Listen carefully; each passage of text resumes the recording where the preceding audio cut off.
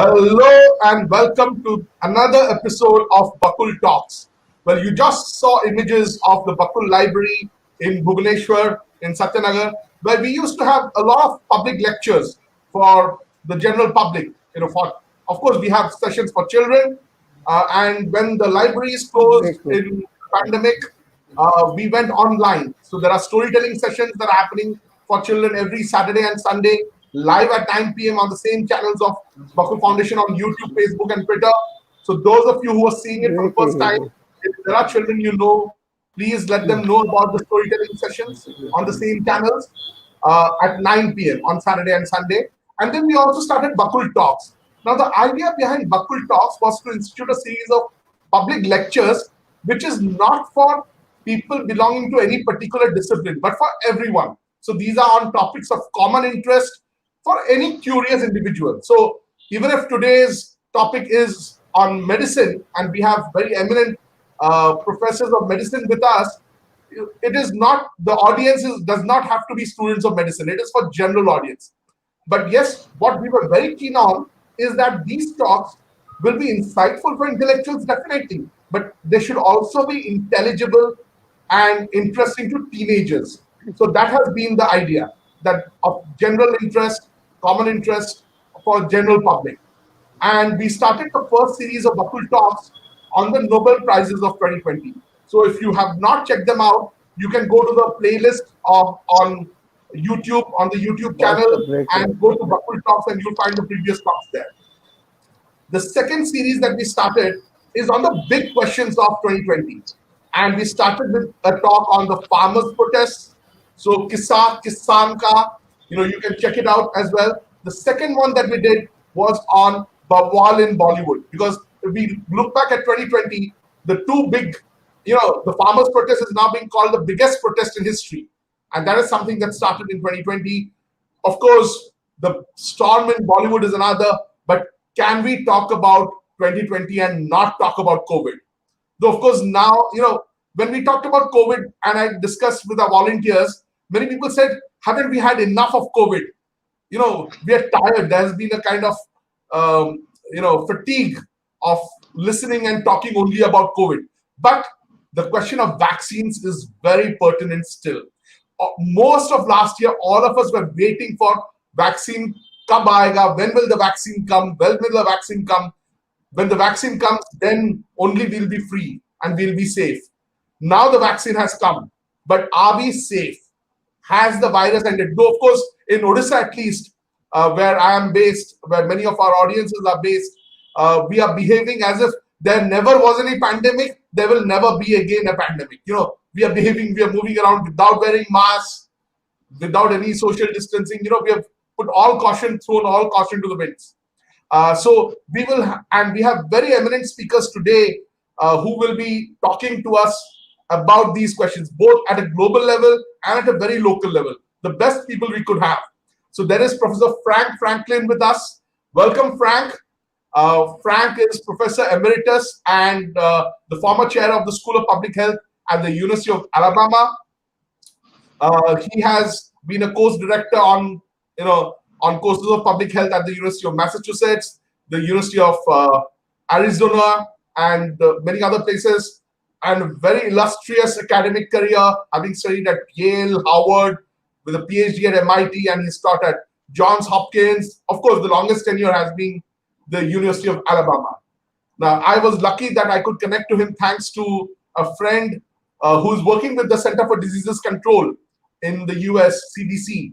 And she is a student of Frank, and she thought, he would be the best person to have. So we are very lucky that Frank is there with us. We also have with us Professor Durga Madhav Satpathy, who is the head of the Department of Community Medicine at the MKCG Hospital and Medical College in Berhampur. Now, he is someone who has been a leading figure in the COVID response and the vaccine rollout in the state. He has been in charge of the rollout of vaccines and monitoring of that in 7 districts of Odisha. Also the vaccination in the medical college. So when we're talking about, medics who are resisting vaccination, he's the best person to talk about that. He has also been the nodal person for monitoring of migrants and relating to COVID. And in addition to that, his specialization has been also on rabies control and prevention. He has been the national vice president of the association. So I think Professor Satpathy is had some problems, but he's back joining here. Welcome, Frank and Professor Satpathy, to the show. Before we start talking about the vaccine, I would first want us to talk about the trajectory of the virus. For me, it is very interesting in the sense, and we can talk about the United States here, and Professor Satpathy will talk about the Indian scenario, particularly in Odisha. What happened is, of course, many of us were really surprised that US happened to be the country which has been the worst hit. Of course, when COVID happened, most of us were not aware of the Spanish flu. Most of us were not aware of the Bombay plague, the 1896 plague. And the last two big pandemics hit India the worst. And so there was always this fear that what will happen when it hits India. We all thought that, it'll go out of control. And for some time, it did appear like that, though initially we tried to resist it. But the United States was a surprise case. We never thought that the United States would be so affected. So maybe, Frank, we can begin with you, and then Professor Satpathy can talk about what happened in Odisha. So could you talk a little about the trajectory of the virus? Because even now, in Odisha, we feel that there's no virus, but I believe in November, December, the COVID cases were still increasing exponentially in America. So maybe you can talk a little about the trajectory in the United States. That's a very, very good question, Sujit. Just to give you a sense of that, currently we've had 490,000 deaths in the United States. We're projected by June by the Institute for Health Metrics to reach essentially 600,000 deaths by June. To give you a sense of the population scale of that, when you adjust for the size of our population, which is 330 million in the US, compared to India or China or even South Korea, we basically have 8 times the rate per population as in India. We have essentially 400 times the rate of deaths as China, if you look at population adjusted numbers. So we've had a massive number of deaths. A lot of them occurred in old age homes because we have an older population compared to some of the other countries, we'll say like India. And we essentially also responded very slowly to the emergency in nursing homes, where we have a lot of our elderly population. And essentially early on, 40% of the deaths in the US were in nursing homes. So that's the scale of the tragedy. Down the line from there, we've had major economic disruption. We've had major increases in unemployment. We've had children out of school for over a year now. We've had tremendous social disruption in our population, a whole bunch of rage and rancor that's centered on the election in early November. So it has disrupted so many things. We've had an epidemic of mental health problems, including anxiety, depression, suicide, etc. So altogether, it has torn, in my mind, the fabric of the American society.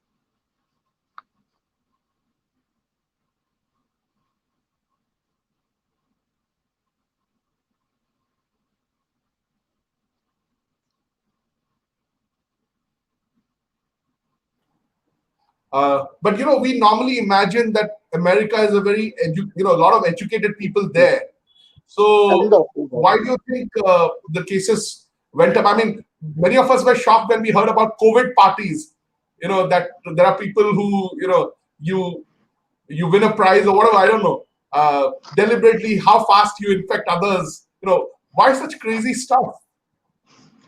Very good question. I think that, when you have a problem, let's just say that the two problems with COVID are that it's, or three problems are: one, it's a respiratory virus, so it's very easily transmitted, probably by droplets as well, to a certain extent by aerosols.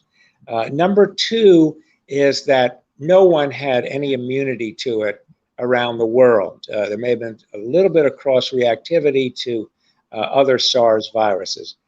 And three, probably more than half the cases are asymptomatic or just detectable in the early phases of the infection, when a person doesn't have much in the way of symptoms. So all of those made it challenging. But everyone recognizes that in response to a major problem, you really have to essentially recognize the problem and respond. In the US, the mistakes that we made where we were slow to recognize it, largely because of inadequate testing and poor monitoring of cases in terms of counting. And number two, at best, our response was half-hearted throughout the entire epidemic. And so when you take what needs to be a rapid response and a complete response, as occurred, we'll say, in China, and you take our slow response and our half-hearted response, it's not a surprise that, given the way American society functions, that we end up with almost 500,000 deaths currently.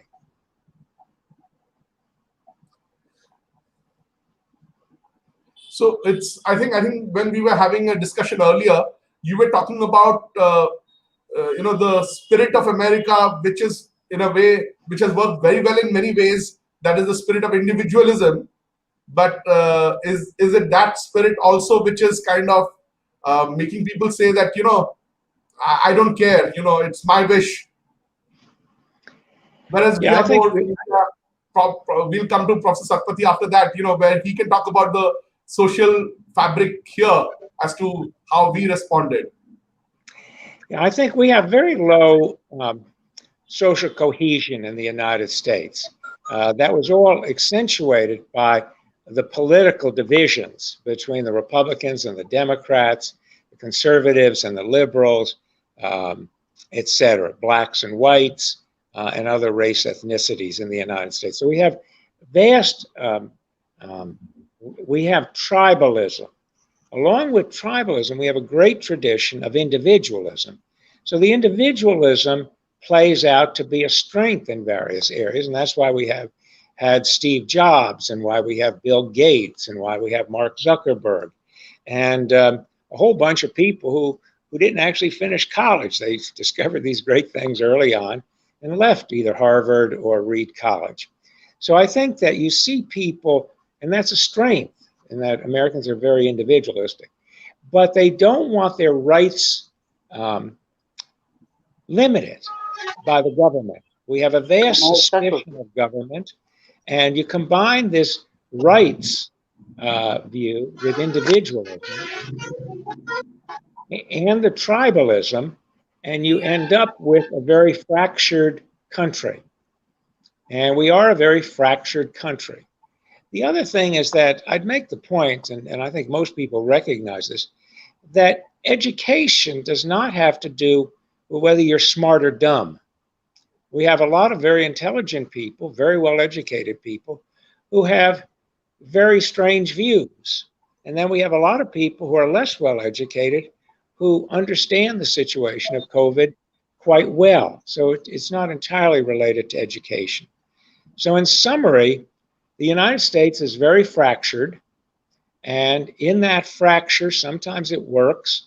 And in this case, where you needed a cohesive response and a strong commitment, we didn't have it. And we still don't have it. We have vaccines coming out quite slowly in the US still. Yeah, I think that kind of explains, because, it seems ironical for a lot of us here in India that you have the top universities, the research institutes, the great scientific discoveries happening there. But yeah, at the same time, there is a significant population that is so anti-science. Right. But anyway, I'll come back to you. Professor Satpathy, there's the point that Frank made about how there was a lot of pressure from big business. I think you were talking earlier, Frank, about the pressure of the bars, the restaurants, and other such public places, that kind of business which was suffering. And I remember that when the India, of course, had one of the most severe lockdowns in the entire world, and Odisha particularly was taking a lead, in taking these lockdowns even before it happened nationally. And the line that we used to hear is, in America, they are worried about living. Here, we are worried about lives. So that distinction we were making between lives and livelihood, that it is probably more important if we live, then we can think about our livelihood. So could you talk a little, and since Frank talked about the social fabric of America, which in a way can explain to some extent, to a significant extent, how the virus played out in the US. Could you talk about the trajectory of the virus in India? Particularly, I have one sub question for you. Some people think, did we have the lockdown too early? Because everywhere it was discussed that the lockdown happened when the curve was already going up steep. And here, the curve actually went up after the lockdown ended. We didn't really have that many cases when the lockdown was instituted. So could you talk a little about, the trajectory of the virus? And the big question actually is, you remember in September, October, almost in every family, everyone was COVID positive. Then suddenly, by December, there seems to be nothing. So I actually have not found an answer to how it went from a peak to a complete fall. How did that happen in Odisha? So could you talk a little about the trajectory, particularly in Odisha? I think that is Yeah. in India. Yeah. Actually, the situation in our country, especially in India, is something different. Totally, we will all agree. Our social fabric is something different. And during the initial phases, as you said, that yes,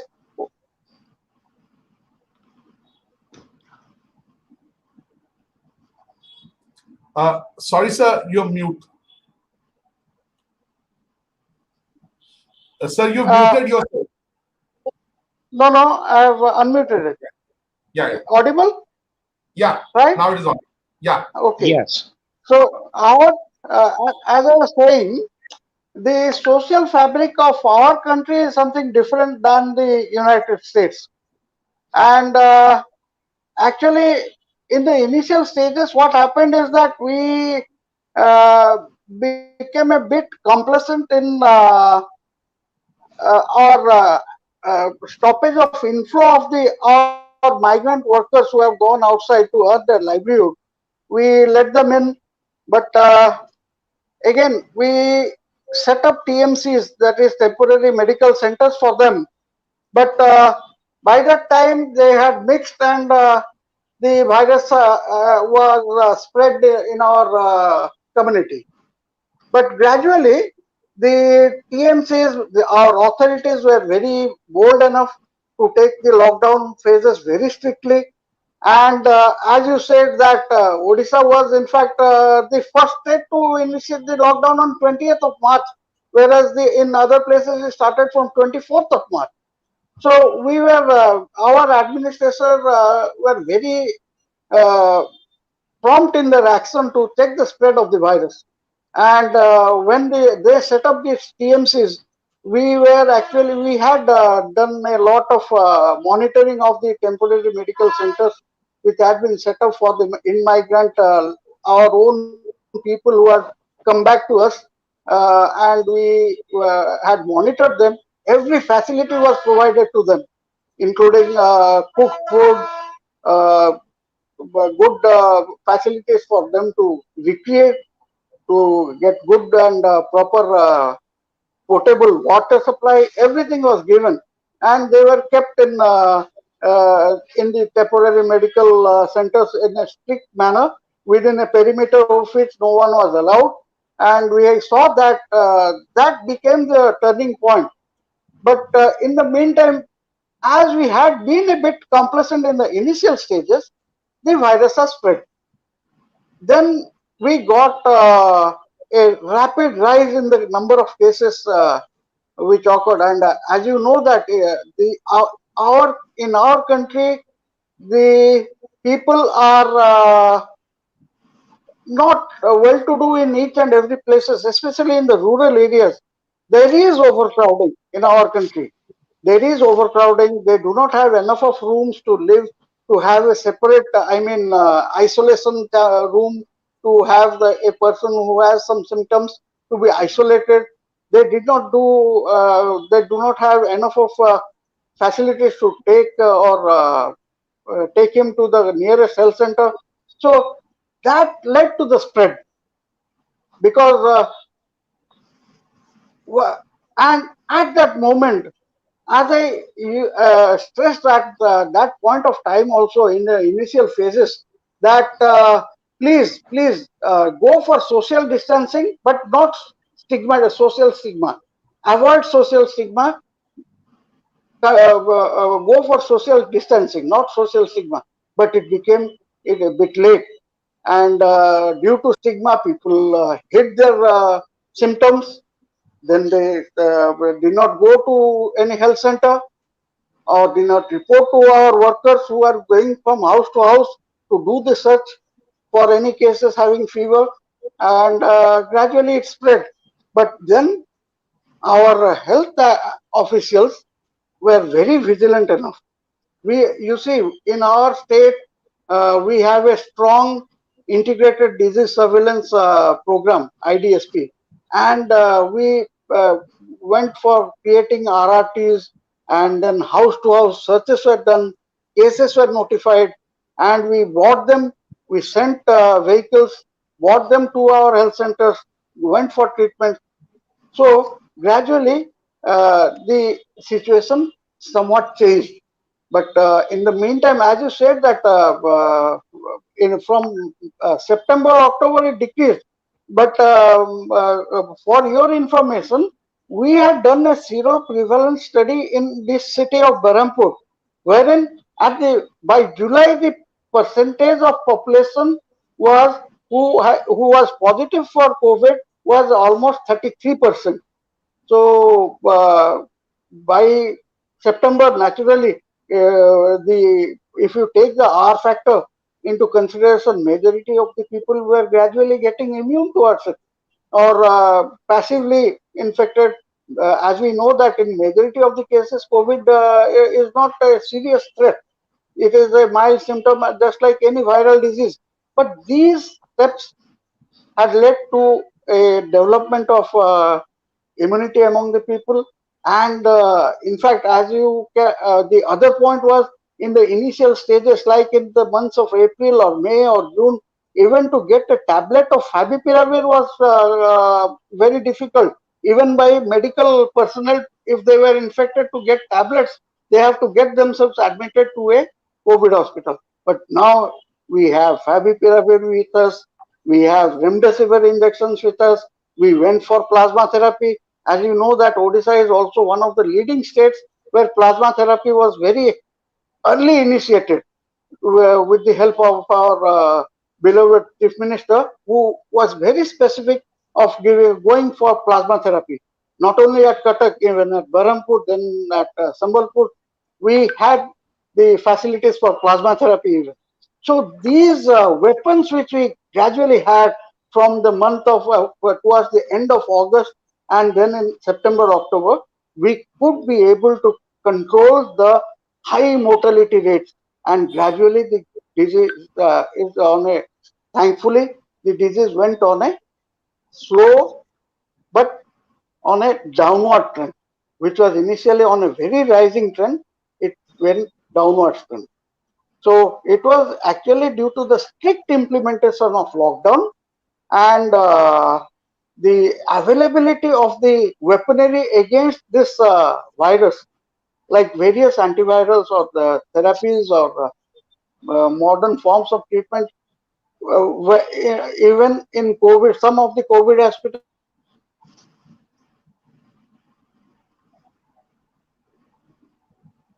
going for all the uh,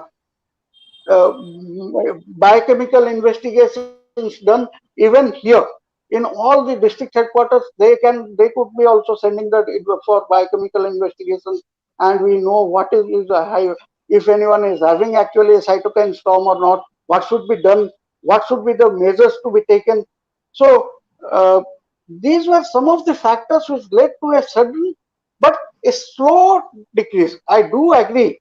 The plateau to be reached and the decrease was a bit slow, unlike the rise which occurred in the months of April or May. But fortunately, some of the major steps we had taken to control this, and it is the, I mean, I give full credit to our frontline health workers as well as our frontline administrators who played the major role in combating this and simultaneously creating the disease to have a downward trend. But again, I tell that it was the social stigma instead of social distancing which led to the increase. You must be also agreeing on that. Instead of following social distancing, we went for social stigma. If we saw a picture or a poster in front of anyone's house, we had a bad opinion on that household itself. So social stigma led to the rise, and non-reporting which led to the rise. But how? So you mean the social stigma led to non-reporting of cases, which ultimately led to it spreading more? Professor Satpathy, is that so? You are basically Yes. Professor Satpathy. Yeah, Well, I was just asking. Is it? I'm just trying to understand what you said. So you're basically saying that because of social stigma, there was a lot of non-reporting of cases, which led to it spreading more. no, but the people were apprehensive to come and report themselves. Though instead of our repeated measures of making them aware that if anyone has fever, if anyone develops fever, please come and report to the nearest health center. Our workers, frontline health workers, used to go from house to house, even in rural, remote areas, to see if anyone is having fever. But from the very beginning, you see, this social stigma which occurred, people hid. They became apprehensive. They said, thought ki if they are having COVID, they will be simply carried away to a hospital. They will not be looking at the family for the last day. That will be the last day of their life to look at the family. So they had a lot of ideas. But gradually, due to intensive activities, especially on IC activities, that yes, please report. This is nothing to worry about, and we have the arsenal again to control it.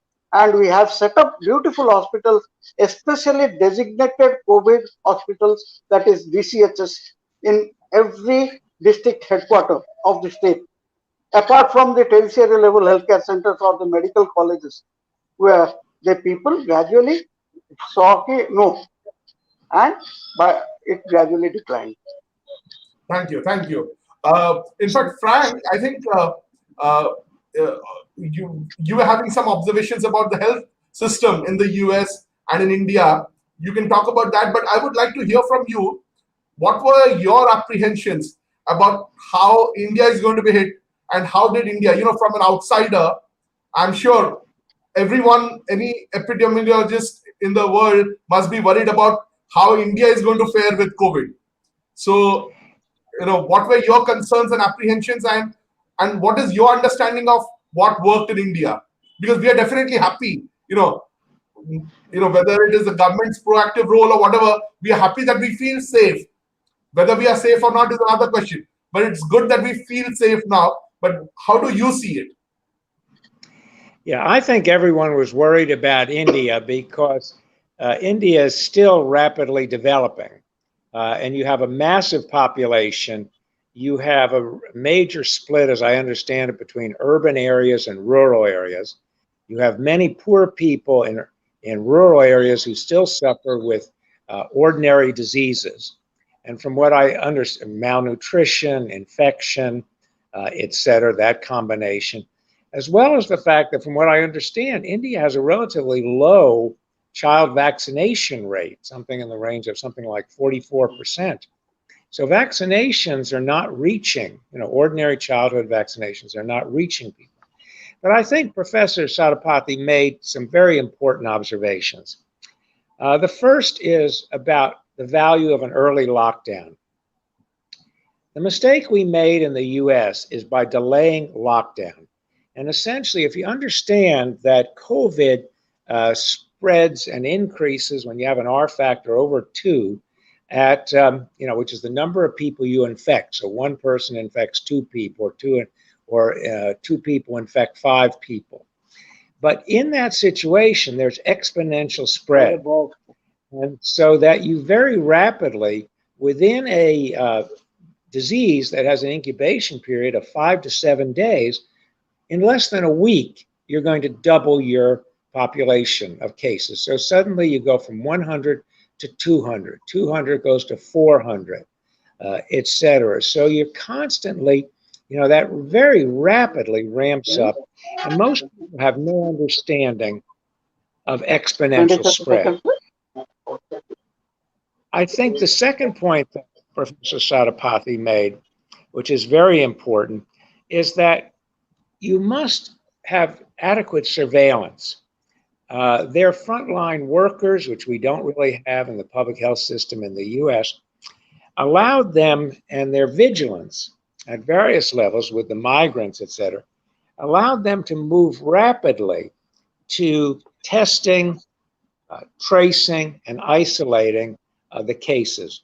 We did that very slowly and poorly and had no real facilities for people to isolate. Whereas in China, they built isolation hospitals.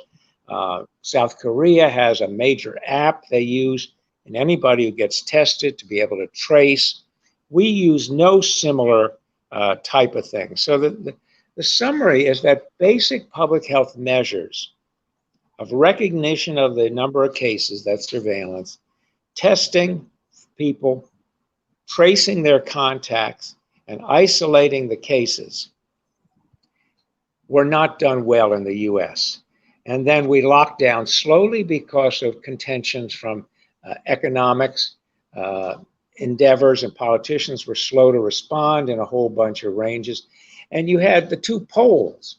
You had bars that didn't want to close, and you had churches who wanted to also conduct their usual services with choirs singing, which rapidly spread the infection. So on both ends of the spectrum of whether you like to drink a lot or whether you like to go to church, Americans failed. And we wanted to keep all those institutions open. They are important. People gather in church for various reasons. They gather in bars.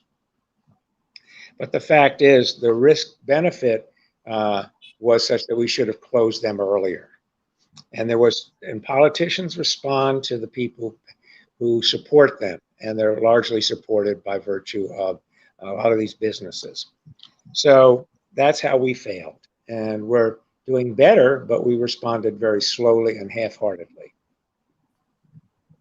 The other point, of course, when we talk about, particularly last year, when we were going through the worst phase of the pandemic, either people were praying for the vaccine to come, or they were praying for the magic phrase, herd immunity. So I think you had some observations on that, Frank. Do you think herd immunity is something, and I would like Professor Satpathy to also respond to that. Do you think that is what has happened in India? I don't think, from what Dr. Satpathy suggested in the city that he mentioned, where you've actually looked at antibody prevalence for infection, previous infection to COVID. From what I understood, he said, was a month or 2 or so ago, you had a city where 33% of people had already had COVID. We're probably at the level of 20 or 25% now in the US. And I would guess that India is probably maybe well over 40%. But having said that, the understanding with COVID is that we probably need about 60 to 70% of the population to either be vaccinated or have had a natural infection. So you're probably 2/3 of the way there already with just the amount of COVID that there is in the population. Now that's in the US, where we have an older population. That's what produced all the deaths, of course. In India, where you have a younger population, allowed many of the people to recover on their own or never develop major symptoms. I think that no one in the US wants herd immunity to come from infection, because if it were to do that, we would have not just 500,000 deaths, we'd have over 1 million deaths. And we certainly don't want that. So that I think you're going to, so I think the vaccine is the answer. And it's possible with the very good vaccines that we have right now in the US, and that is the Pfizer and the Moderna vaccine, to essentially be able to, with a vaccine spread of maybe 45% of our population getting the Pfizer vaccine or the Moderna vaccine, that we will achieve herd immunity. There's also a lot of confusion as to what herd immunity means. It does not mean that the COVID organism or COVID infections have disappeared. All it means is that one person infects less than one other person. And so there's no exponential increase. You're rather just watching a slow defervescence of the disease. And it will become so-called endemic in the population, because you're always going to have millions of children born who don't have antibodies, except for maybe some maternally transmitted antibodies, which last 6 months. And you're going to have, we have no plans right now to immunize children in the US, and I don't think anywhere in the world does, because the vaccine has not been tested in anyone less than 16. There are ongoing trials by both Moderna and Pfizer to do populations down to about age 11 or 12, and then they will gradually come down in age. But you have to always understand that between the births and the number of children unimmunized, it is going to take 45% of Americans to get that 95% efficacy vaccine for us to reach herd immunity. And that will relieve a lot of the pressures. But Professor Satpathy, do you think there was, of course, Frank, before listening to you, after listening to you, rather, Frank, has a different understanding of what happened in Odisha. Earlier when I was talking to him, he had a speculation that maybe, the fact that Indians are more exposed to infections, that might make us more resilient in a way. Do you think herd immunity is what happened here? Of course, Frank that time didn't know about all the steps that government has taken, that the medical personnel have taken, which you talked about earlier today. But yes, Professor Satpathy, what is your opinion on? Yes, as I said, that in India we need not have a chance not to develop herd immunity. We are such a closely knitted society where overcrowding is the rule. So, with little of space, herd immunity can develop, and that is one reason why we had such a lot of people who suffered. Actually, if you see, as Professor Frank also said, that in US there is a shift in the age distribution of the population. But in India, we have a younger population, and that could be the reason why we did not have much of a fatality. But infectivity of the virus, we know, is very high, and as the infectivity of the virus is high, and we live in an overcrowded situation, so these mild infections got transmitted gradually in the community, and that could be one reason. The other reason is that unlike the US, our citizens are a bit law-fearing and law-abiding in nature. You have to agree. Uh, Strict lockdowns means strict lockdowns, right? Bars closed means closed. Of course, there was backdoor selling was must be there, but that is not a point. But you must have seen how the lockdown period, how even the capital city of Bhubaneswar was like, as if cyclone Titli or Phylin had struck the city. Everywhere it was darkness. You must agree. So our people uh, went for that, and our administrators were very strict. Patrollings was done. People used to run when they see in the from a mile that one jeep is coming. They used to run into their homes, right? So that is these are the various reasons which led to a sudden decrease. But as I said that the part, as Professor Frank will agree, that primary prevention deals with two things, that is health promotion and specific protection. Till December 2020, we did not have specific protective measures, that is the vaccine. So it was the health promotion which was there for us. And the health promotion in case of COVID-19 is based on the SMS: social distancing, use of masks, sanitization. And all these require change in behavior. And we do know that a change in behavior to occur takes time. But our administrators were so furious that they went for this legal approach and made this change in behavior possible. So that could be one of the reasons why we are usually, and especially in our states, Odisha, the ODIs are fearing, law abiding and fearing in nature. We are not that arrogant in nature. We abide by the rules. So, And Frank, just to let you know, so these could be the reasons why. sorry, please go on. Please go on. Yeah. No, please, No, please no. finish. So as I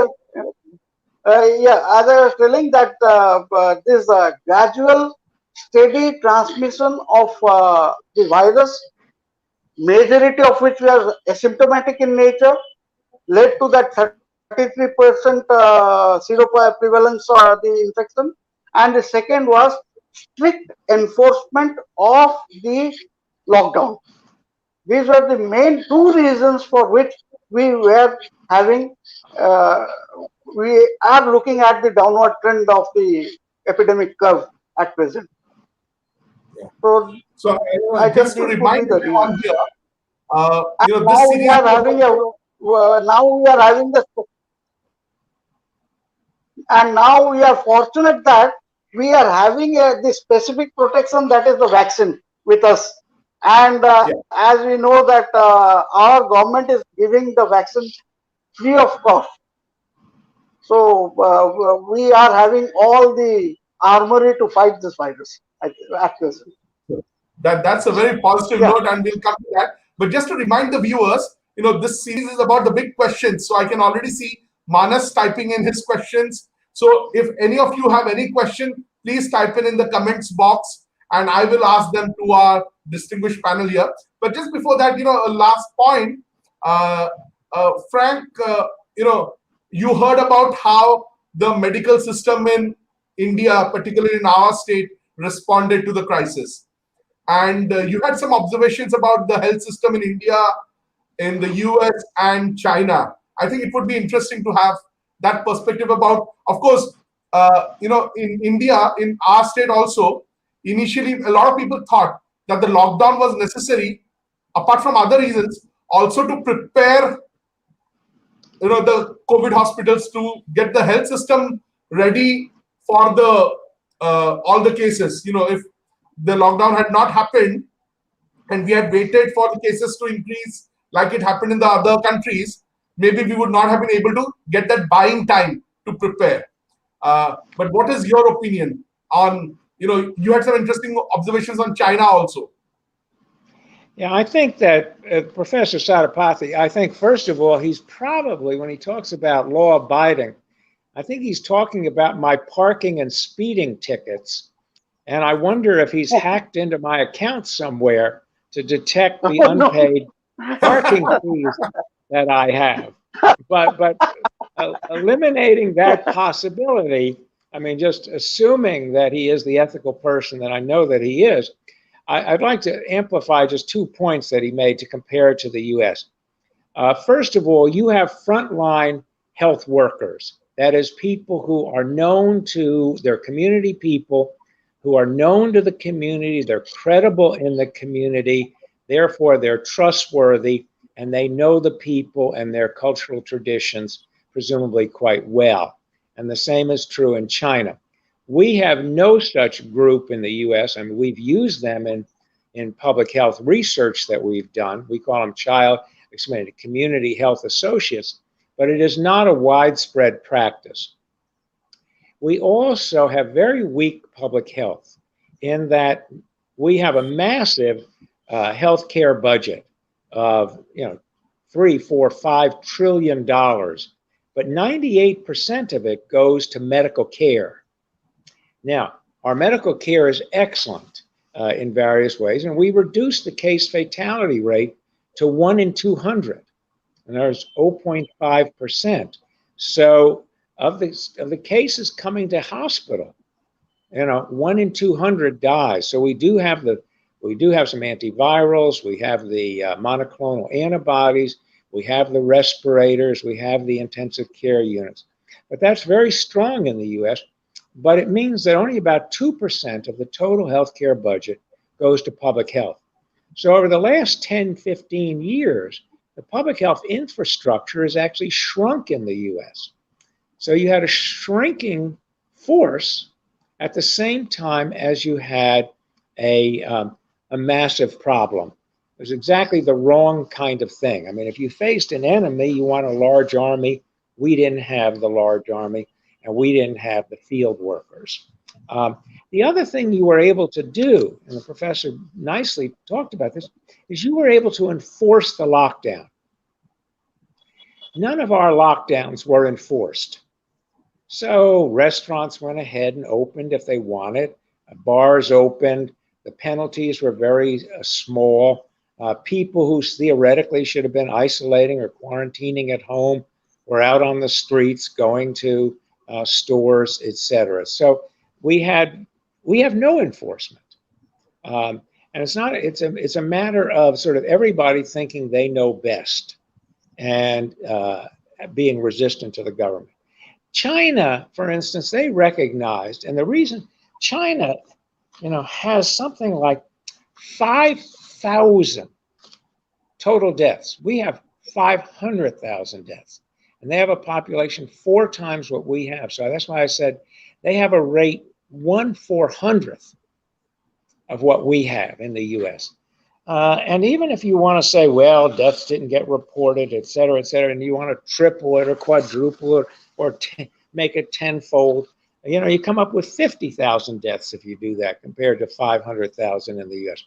What China did, and what I think is really a miracle in public health, is they did this during the Chinese New Year, when it seems like, and there are movies about this, where so many people go to their hometown.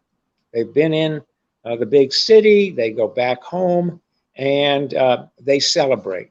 Now, in the midst of that, which has just occurred recently, and that would be the time last year as well, they were able to take a city of 11 million people, Wuhan, close down the whole province, and essentially track all the people who had left Wuhan already and isolate those people. And then they built, within weeks, isolation hospitals so that anybody who was infected, potentially infected, was put into the hospital until their test was negative.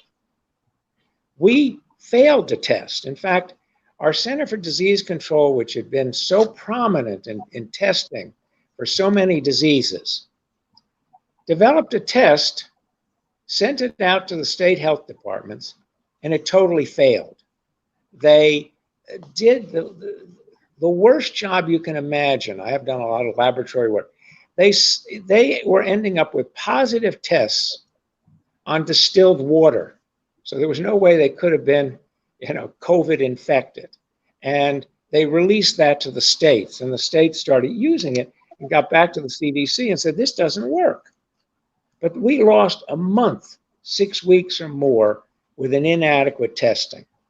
And then we've never centralized things. I think that, we have a Defense Production Act, which allows the government to take over factories. We use that in wars. And that's how we were producing a bomber every day during World War II, or tanks, et cetera. So all of General Motors switched to making tanks for World War II, and very effective. We made all these bombers, which essentially are why we were victorious over the Nazis, and why we were victorious over the Japanese in World War II. So I think we could have used that to produce personal protection equipment for hospital workers. We could have used that for personal protection equipment for the general population. We did not do that. We did not scale up testing. In other words, there are companies in the US like Abbott Labs that can produce hundreds of millions of tests a day. And we didn't sort of direct them to producing COVID tests. And we never set up testing centers. It's all willy-nilly. It's just loosey-goosey stuff. I think most of your hospitals, I'm not sure, and Professor, and you can tell me, I think are probably part of a government system of hospitals. Is that correct? Where you have a government system of hospitals? Professor Satpathy? Yeah. He's asking about the government system of hospitals. But I think we can come back to it later. I think just one question before we go on to the questions from the audience. Frank, you talked a lot about, you were quite hopeful of the vaccine. Do you think that with the vaccine now we need not worry about COVID anymore? Both of you. Maybe Professor Satpathy, you can talk first about whether you think that now the vaccine is there, we have started vaccinating people. Do you think the virus is now something we can stop worrying about? Frank, you can start. I think Professor Satpathy will join. Yeah, I don't think we can stop worrying. I think for a number of the reasons that I might have mentioned earlier. First of all, just to contrast it to India, from what I understand, vaccine resistance is much lower in India than it is in the US. In a recently published Lancet study, it showed that 9 to 10% of people in India are resistant to the vaccine. In the US right now, it's about 35% of people are resistant to the vaccine in terms of wanting to get the vaccine. Not that the vaccine wouldn't work in them. The vaccines we have clearly work. So I think that's one of the current challenges, is many people don't want to get the vaccine. That's even true among our military. A third of the military, where you think you have a lot of control over the troops, et cetera, are refusing the vaccine. So that's a major problem in the US. Number two, as I mentioned, we have 50 million school-aged children in the US out of a population of 330 million. So essentially 16% of our population will not be immunized, at least until maybe June or later of this year. So I think COVID will still be out there, and you still have people who will get COVID. I don't think with the vaccines we have that they will get, I think they're very protective, both the Pfizer and the Moderna. I think the Johnson & Johnson, which will be out soon, be probably given an emergency use authorization by the end of this month. I think AstraZeneca will also get it approved. However, those vaccines, both of them are adenovirus-based vaccines, viral vector vaccines. They're not as effective as the Moderna vaccine. So there will be people who get that vaccine who get mild cases and continue to spread the disease. And so I think we're going to see that as well. And even the Pfizer or the Moderna slows the spread, but still you can have spread of very minor cases. So that's a long answer to say, yes, COVID's going to still be with us for a variety of reasons, and you still have to be concerned about COVID, particularly if you're Professor ill. Satpathy, Professor Yes, Satpathy, what would you like to say about yeah. Well, Professor Frank is very correct that we have this specific protective measure, that is a vaccine in our hand. We have it. But again, as we know, the efficacy of the vaccines which we have are not, the efficacy of no vaccine is 100%. Everyone will agree.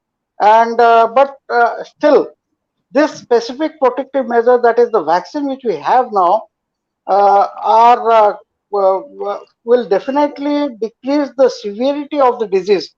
Yes, infection will be there. The virus, we are going to stay with it. We cannot eradicate this virus. We have not yet been able to eradicate influenza by now. So we cannot do that, but we are going to stay with the virus. But yes, the severity of the disease will be definitely less.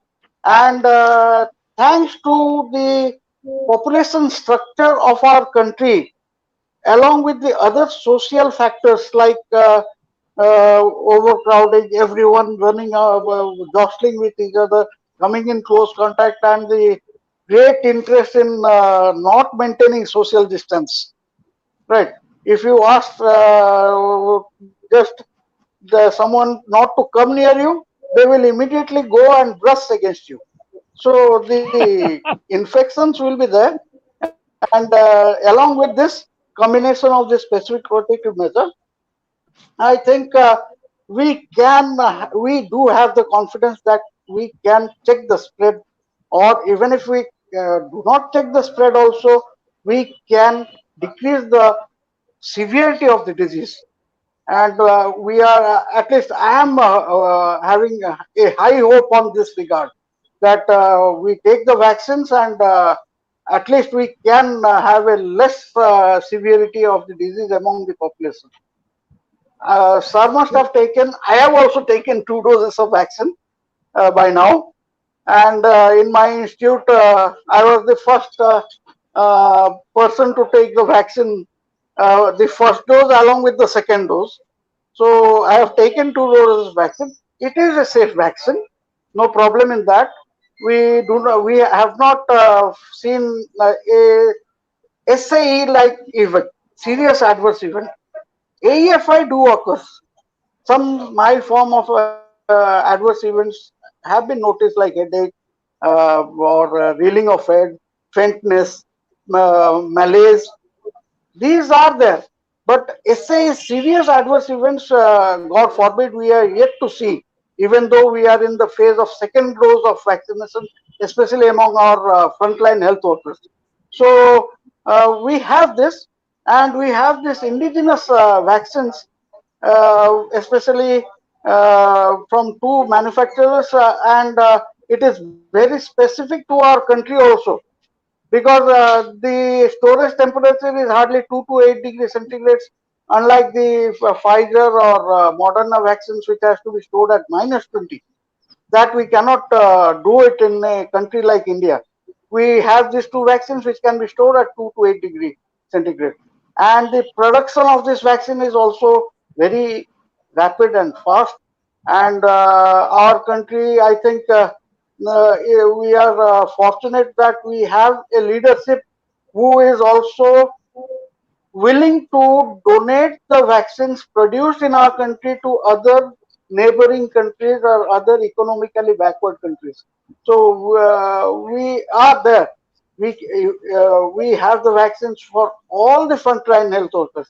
The doses have been calculated, including in our colleges, even the MBBS students, the paramedical students, they are also getting the vaccine free of cost. Right. Unlike leave aside the doctors or nurses or pharmacists, even the MBBS students, paramedical students, DMLT, DMRT, community ophthalmologists, anesthetic technicians, up to the sanitation workers, the security personnel present in our hospital setup or any healthcare setup, all are taking the vaccine given and supplied by the government. So we have this specific protective measure, and I am actually, at least I am hopeful that we can go for a looking at a less severe form of COVID-19 in 2021. But sir, of course, you That's mentioned, what I will. yeah. I mean, of course, the vaccine has become India's diplomatic power now, by donating to other countries. But why are so many medical personnel resisting vaccination? I think Frank talked about there being a higher percentage in the US, a lower percentage in India, but we are hearing about a lot of doctors who are resisting vaccination. Professor Satpathy, maybe you can respond first about why the resistance to No, vaccination, particularly from within the medical fraternity. actually, it is not in that sense that they are resisting. You see, uh, we have taken, and as far as the first round of vaccination is concerned, in our own institute, more than 88% of all the staff have taken it. We have done the analysis of the vaccinated people in our institute. So that is a good percentage of 88%. It is good. Uh, you see, there are some contraindications to the vaccine, no? Like one, a lactating mother within 6 months should not take it. A pregnant mother should not take it. So, and some those who are under immunosuppressions, they should not also take it. So naturally, doctors are healthcare or healthline or healthcare providers are also humans. So lactation and pregnancy can occur. So they are some of the dropouts. If you say that they are dropouts, they could not be taken as dropouts of the vaccination, right? And the government is gradually hiking the retirement age of us from 58. It now stands at 65. So as the age increases, people may be taking some immunosuppressants. They will be also dropouts. So vaccine hesitancy, I don't think, and that is why I took the vaccine in my, though being the nodal officer of COVID vaccination of my institute, I took the vaccine first. I took the second dose also first to gain confidence among others. See, I have taken 2 doses. So hesitancy, I don't think that will be a problem. But yes, there can be some people who may be apprehensive of the fact. But why we have been given the first priority, because we are not only dealing with COVID-19 cases directly front to front as health workers. That is not the only point. The other point is that we have taken the vaccine to instill confidence among the community that yes, this is a safe vaccine. We have taken it. We haven't faced any side effects, and you can also take it. Right? That is another cause why we have taken the vaccine first. So that's it. I think that will be div- uh, dividing, decreasing some of the apprehensions among the community. Even in my hometown, people are asking me, "Have you taken it? Oh, you have taken it. Then when will he get the vaccine?" Now I am answerless to them. Right? But Well, anyway, that is a challenge in India that with our population. But it's interesting because, for example, many of us saw the movie Contagion when COVID happened, and in the movie there was this desperate rush. Everyone was desperate for the vaccine, and I would imagine that a lot of people will be desperate for the vaccine. So when Frank talked about 30 to 35% people in the US resisting vaccine, that's kind of surprising because in the movie it's the American population which is they're ready to go to any means to get the vaccine first. So Frank, any uh, uh, insights on why the resistance there? Yeah, I think as you allude to, we have sort of a bell-shaped curve where at one end we have a whole bunch of people who are pursuing the vaccine very actively and will do anything, including buy it on the black market to get it. Then on the other hand, you have a whole bunch of people who are resisting to the point of refusal. I think there are two major streams as to why resistance is high in the US. One is that there's a perception that the vaccines were rushed, that, this is less than a year. I mean, COVID emerged in the US in January to early February 2020. And here in,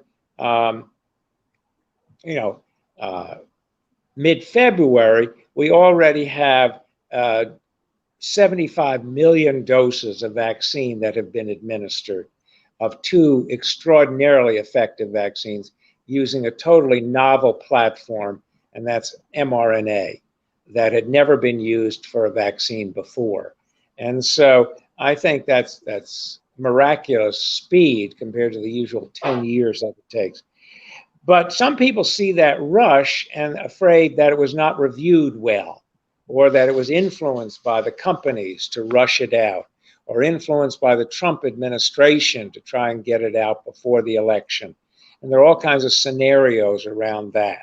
But I think our FDA, our Food and Drug Administration, actually did a very thorough job of reviewing this, requiring that not only do we conduct a large phase 3 trial with 30,000 or more participants, but that even up to that we had to follow at least half of the participants, that would be 15,000, for at least 2 months after their second vaccination for safety endpoints.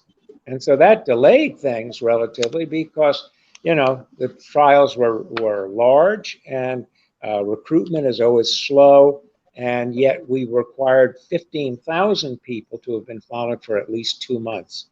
And so I think it was well reviewed, but a lot of people still suspect that it was rushed, and they want to see what happens to other people. So they want Professor Satpathy to get the vaccine and see if he lives to a nice ripe retirement age there in India.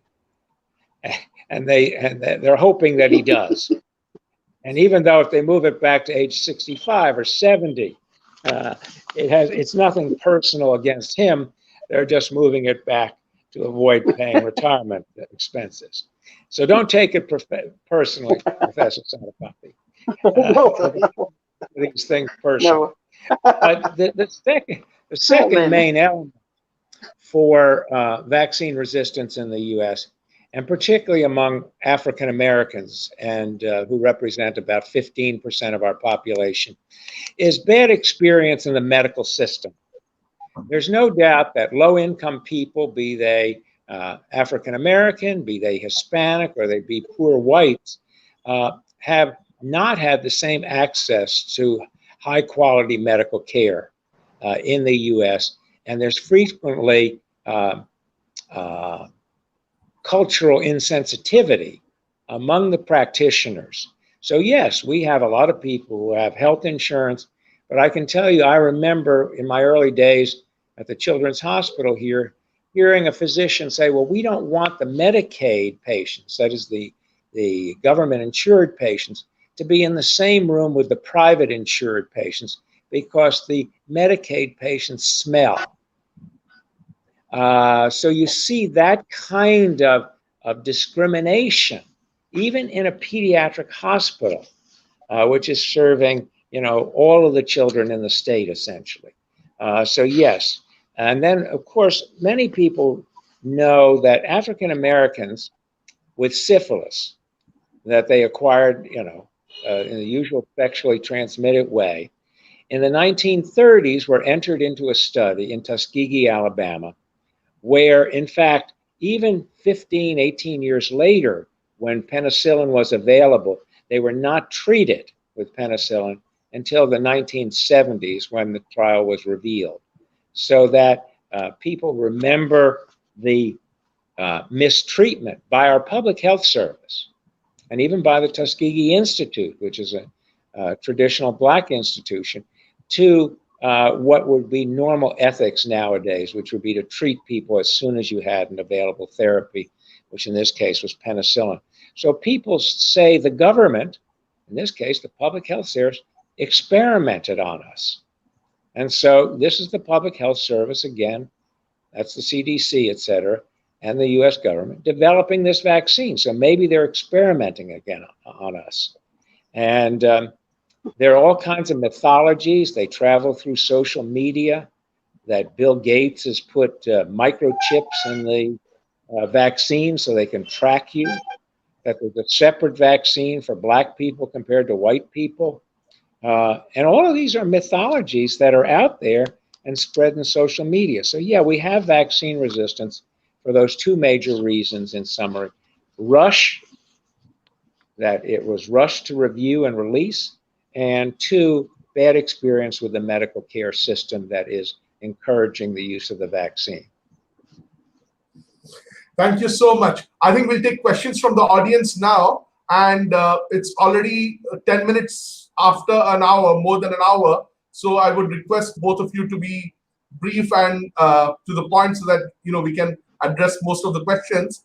I'll first begin with this question from Manas, who asked that, when we were talking about the trajectory of the virus, he says he observes that what happened in India happened similarly in South Asia, in the other countries like Pakistan, Sri Lanka, Bangladesh, Bhutan. And is there any commonality in strategy or susceptibility which probably led to it? Professor Satpathy, would you like to respond to this question? Do you think it was similar responses in yes, other neighboring countries? No, I think especially the countries, neighboring countries, again, in different countries of South Asia, apart from that, the measures taken by our administrator was something definitely more towards a public health approach than an individualized approach. We are fortunate. And they realized, our country realized, you see, for any health related issues, political will is a must. And here the type of political will which we had, including from the top, that is from our Prime Minister to our Chief Minister, everyone was worried, and the measures taken to check the spread was definitely better in our country than in any other country. So No, that could be the reason why we. But how is it in the other neighboring countries? Because like, if the situation in Pakistan is very different than in India. But they seem to have as the other, of course, as far as South Asian countries are concerned, we do have a similar type of genetic characteristic, maybe. But I think the steps taken for prevention and control of the spread of the virus in our country was definitely is one of the most important points, and which has shown the light to other countries that this is how measures are to be taken, especially if it is a pandemic with a highly secondary attack rate. So this is one of the most important things which I will agree. You can see cities like Mumbai or New Delhi or Kolkata, even everywhere it was a standstill, right? And we have seen in TVs, our cities were in standstill. At 6:30 p.m. it's p.m. Sure. You must have felt about it during those lockdown periods. Professor Frank, do you have any observations, any brief observations on the South Asian scenario? Yeah, I know a little. I think that, to me, I think a little bit about East Asia, China, Taiwan, Japan, and South Korea. Part of the reason they all did well and have done very well, with 5,000 deaths, 2,000 deaths, compared to 500,000 in the US, is they were prepared for SARS. They had lived through SARS 20 years ago, and had taken measures and practiced the whole procedure. So they kept those procedures and those public health measures still on the front burner, so-called. And they were able to launch what was needed. I think when I isolate about the US or talk about the US, I should also have people understand that the same problem happened in the European Union. I mean, whether you talk about Italy or France or the UK, there were major epidemics in those countries as well. So it seems to be, if you want to talk about it, the Western way, which is the EU and the US, and then the Eastern way, which is India, China, Japan, Taiwan, South Korea, that they're very different approaches culturally. There was different understandings of what you needed to do it. And they're simple measures, as Professor Satpathy has alluded to. It's surveillance, it's testing, it's isolation, it's the social distancing, it's mask wearing, it's washing your hands, sanitation. These are all measures that have been out there since 1918 or earlier. They probably go back to the Black Death, in fact, in the Middle Ages. So I think we've known those. The differences between these countries was how well they implemented it and how well they enforced the lockdown. And the Western world did it poorly and was ill prepared and did it slowly. And the Eastern world did it quickly and did it thoroughly. And that's why we see the differences that we see. And why you can't transfer the Eastern experience to the US or the Western experience to East Asia, for instance. We have different cultures. A very quick response from you, Frank. You already talked about, but Dr. Pradeep wants to hear about herd immunity in the US. Yes, Professor. May I add one more thing? Yeah, please. Again, another factor is that, as Professor Frank also said, that India has a robust public health system, right? We do agree that in every remote nook and corner village of our country, we have an Anganwadi worker, an accredited social health activist or ASA worker, and for every 5,000 population, we have health worker, females, males, everything. And they also played a major role in detection, early detection of cases and bringing them to treatment. That also had a major role in the prevention and control of this COVID-19 in our country. The robustness of our public health system. That is another reason how we tackled it. Yeah. Good to know that. Next. Yeah. Frank, a very quick response on herd immunity. You did talk about the fact that if herd immunity were allowed to happen, you would have many more deaths. Yeah, I think that before I just go to herd immunity, there's something else that Sujit and I talked about yesterday in a little session, and that is that I think India, from Gandhi on out, has a greater tradition of social justice than potentially we have in the US. That's part of our tribalism, part of our individualism, that we are ready to do less for our fellow citizens. We don't have universal health care. We don't have quality schools across all of America. Inner cities have failing schools in so many places in the US. But to turn our attention to the question that Dr. Pradeep asks, which was herd immunity in the US, we're not there yet. We have about 30% of our population that has had COVID naturally. That's an estimate.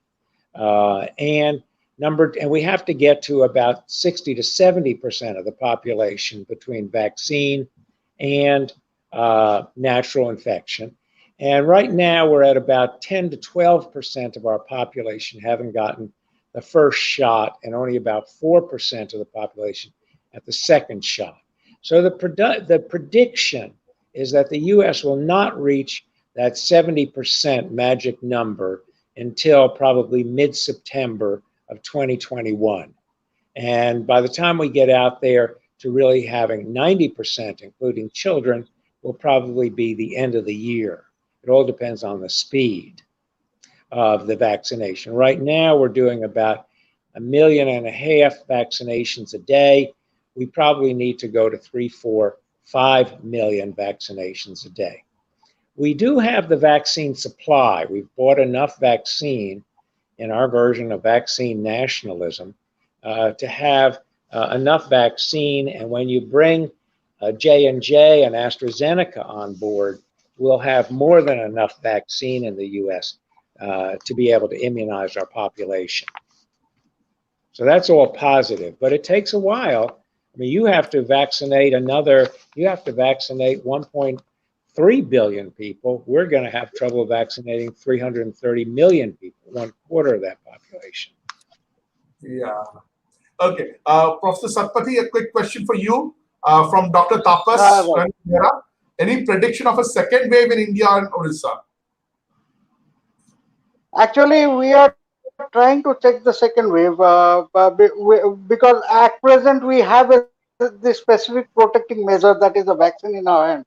So the sooner we go for vaccination, at least even if it is not 100% effective, it can prevent some of the major diseases.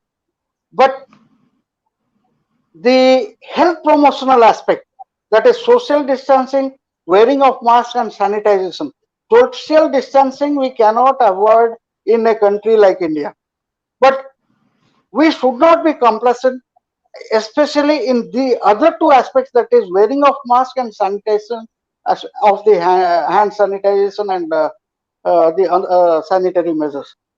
These need to be again implemented and reviewed by the administrators and to be seen that these are being done so that we can be fully prepared to take the second wave. Right. So, because as everyone says that we cannot go for vaccinating every adult more than 18 years of our state within 1 month. We cannot do that. But at least the health promotional measures, that is the using of mask and sanitation, that these two are essential, and it is time that we should not be complacent on that aspect.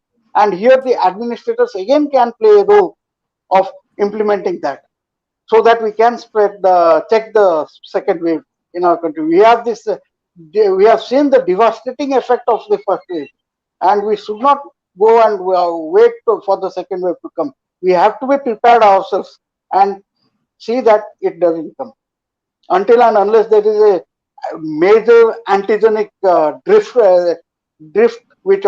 shift which occurred in the virus, leading to a fresh infection. So that's what my assumption goes. Okay. Frank, I think there's Manas's question. Are there people who doubt vaccination itself? One is doubting the vaccine, that the vaccine is not ready. The other is doubting the very idea of vaccination. So how about it in the US, and then later Professor Satpathy can talk about India?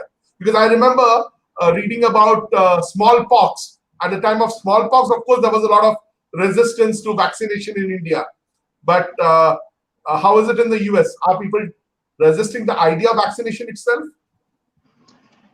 I think the short answer is yes. I think for a variety of reasons. As I said, a lot of people are not science inclined. It depends on whether you go to the Church of Science or whether you go to the Church of anti-science and just sort of emotional feelings on things. Science deals with numbers and observations, and people in the US on the other end believe their own feelings and their own opinions matter as much as the numbers. And we're not a particularly quantitative society. We're more qualitative in that regard. I think for two reasons. I think some people, like for instance, let's just take the case. For instance, I understand from the Bharat vaccine that's being used in India that the phase 3 results have not been released. Now, that would probably lead people to say, well, I'm going to wait until we see how effective the vaccine is and what the side effects are before being used. I think there are also people who understand the scope of a clinical trial. That is, when you vaccinate essentially 15,000 people in a clinical trial of 30,000, because the other 15,000 got the placebo. And let's just talk about something that occurs 1 in 10,000 times. Well, you're not going to see it in your 15,000 people, or if it takes longer than two months to show up, you're not going to see it in a clinical trial. Then all of a sudden, you vaccinate 70 million people, and those become, 1 every 10,000 becomes 1 every, becomes 100 per, becomes basically 100, 10 per 1,000, and becomes like 10,000 per million. So you're going to see these unusual side effects show up. And initially, my thought was I was going to wait until I saw widespread use. But when I was offered the vaccine, I did go ahead and get it. The 2 Pfizer shots. My wife finishes her series with Moderna on Saturday. So yes, I think there are people who genuinely are waiting for more observations on the safety of the vaccine, as well as this mythology that's out there about things. So yes, and I think there are valid reasons to wait until you see the clinical trial. Professor Satpathy, once upon a time, I think in India, there was a lot of resistance to vaccination. Has that changed now?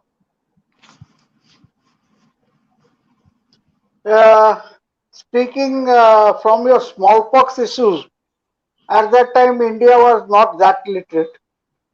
We could eliminate it. Now India is getting to be literate nation, so doubts do arise, right? So definitely there will be doubts in a literate, right? And that is a good sign that yes, they are having doubts, and we are there to explain them. We are there that vaccines are safe. You have to take it, and you see the results of vaccination, because sir will also agree that immunization is the best public health intervention of our of the globe, and we are having currently a vaccine, and I assure that none of the vaccines are 100%. But as we have a specific protective agent, immunizing agent in our hand, the only thing is to convince the community that come forward and take it. We have taken it, and as there is a question, there has been a decrease in the number of cases of COVID among health workers who have taken the vaccine? This is very early to say. I had taken the COVID second dose just 2 days back. So I cannot say. That doesn't mean that I throw away my mask. I have just put down my mask just now for this show only. After that, I have the mask in my hand. I'm going to wear it. Right? I'm not going to throw away the mask.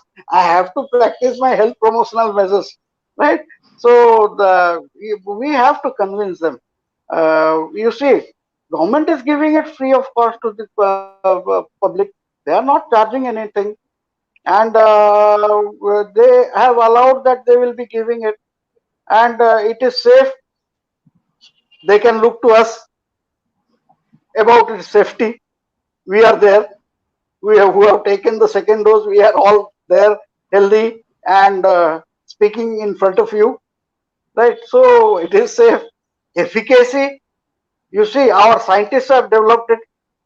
They are not some people who have giving us some product. They have developed it. We have faith in our scientists, and that is the reason why India is progressing, because of our scientists only. So if everything is fine, so why doubt the vaccine? This has to be convinced, especially to a literate India, right? To a literate India, we have to convince them. Need, as Dr. Tapas is pointing out, that particularly this hesitation among healthcare workers needs to be tackled. And on that note, Samparna Tripathi has a question about what steps the government or people like you, Professor Satpathy, are taking to ensure that there is no misinformation about vaccines, particularly in rural areas or among the people. So how are you tackling this vaccine hesitation and misinformation about vaccines? Actually, sir, you are the main person who has given me a platform to tell that do not hesitate. By you only I have reached the community. Right? Yeah, that is one of the measures. So, yes, uh, uh, our system, public health system also has a big benefit that it has a beautiful system of information, education and communication cell by itself. Our IEC is the best, one of the best. Even for pulse polio, you must have seen. During MR campaign, you must have seen. During JE vaccination campaign, you have seen. And they have shown the results. They are showing the results. And for this also, we have this information, education, communication cell of our health system, which can be utilized. And they are doing it. Posters can be put when appropriate time comes, when we go and try to reach the community for vaccination, then we have to take the use of our IEC activities, our persons who are there, and definitely people who help us in generating awareness among the community. So I am rather thankful to you, Sujit sir, because you people like you only are helping us to achieve our public health goals, right? Public health is, sir will agree that public health needs an intersectoral approach, and we are you are one of our pillars. So I am Thank you. rather thankful that you have given me a platform, right? Thank you. That's really glad to hear. And on that note, all of you who are watching this, please share this video so that this point that we are talking about, the hesitation, that can be tackled. Because since Professor Satpathy mentioned the importance of reaching out to a wider public, so I request everyone watching this video to share it, to subscribe to our channel as well, so that more and more people can see this. The last question I will ask Frank. It's already 1.5 hours, though there are more questions still. I'm sorry we will not be able to respond to all of them today. Maushumi Mahanti and Somya Sahu and Dr. Tapas Behra, other questions are there, even Manas. But there's a question from Sampanna, and I think I would like, Frank, you to respond to it. That aren't there, because you did mention something in our private conversation earlier, that Sampanna has this concern that isn't it unethical that we are going ahead with the vaccines without the due trials, without the trials running its due course. So how would you respond to that? Because I think you were mentioning that you still support that, because waiting for the required mandatory trials would have meant probably more deaths and life loss. So what is your response to the ethical question on the vaccine rollout? Yeah, let me also, thank you, Suji. Excellent question. I'm going to amend one of my previous comments about vaccine hesitancy in the US to say, yes, we do have a population, small, of people who are absolute vaccine refusal people. It all stems from a false report by Andrew Wakefield, published in The Lancet, linking the measles vaccine with autism and the autism spectrum disorder. And we have a significant prevalence of autism in the US, still for unclear reasons, but absolutely not linked to measles vaccine. And so a very effective vaccine, which happens to require 95% of the population for herd immunity, because it is so infectious by aerosols, that we've had measles epidemics in various areas of the US. But to turn to your question on the ethics, I think that in public health, we can't wait for absolute proof. We can't wait for absolute evidence of certainty that the vaccine is safe. We have to make our best bets. And in the face of a rampant epidemic, I think you have to use the tools that you have. And then the answer is to make it clear to people that you are taking measures potentially early and you plan to monitor that. So that if they're using a vaccine that, for instance, was used in Russia, China, and India that hadn't completed phase 3 trials, but was producing very good immune responses in phase 1 and phase 2, and looked to be quite well tolerated in phase 1 and phase 2 studies, then, and in the midst of an epidemic, those 3 countries jumped in there and used vaccines. And they used, obviously, the Bharat vaccine in India. They used the vaccine that's one of the killed virus vaccines in China. And they used the adenovirus vaccine with 2 shots in Russia. And it turns out that at least the clinical trial evidence in Russia is that their vaccine is 91% effective. And in China, their vaccine is like 72% effective. And chances are, since the Indian vaccine is quite similar to the killed viral vaccine being used in China, that it'll probably be in the same range of efficacy. So I think you have to make your best bet and go with it. That's very true of medical care. It's very true of public health. You will never have the perfect answer. You will never have the perfect treatment. And faced with a sick population or a sick patient in front of you, your job is to take care of that patient and take care of that population. That's the ethics. That's a clear line. That's a clear line. Professor Satpathy, you remember yesterday when I told you that the discussion may go up to 1.5 hours, you said, what will we talk about for so long? And here I have to say sorry to Soumya, Moshimi, and Manas that we are unable to take further questions right now. Thank you, both of you. I think everyone has been commenting about it. It has been a very insightful discussion, both understanding, how it has played out and the perspectives from both the US and India, particularly our own state. Before we sign off, of course, thank you once again, both of you, for taking out the time. Anything you would like to tell our audience as we sign off? Professor Satpathy, you first.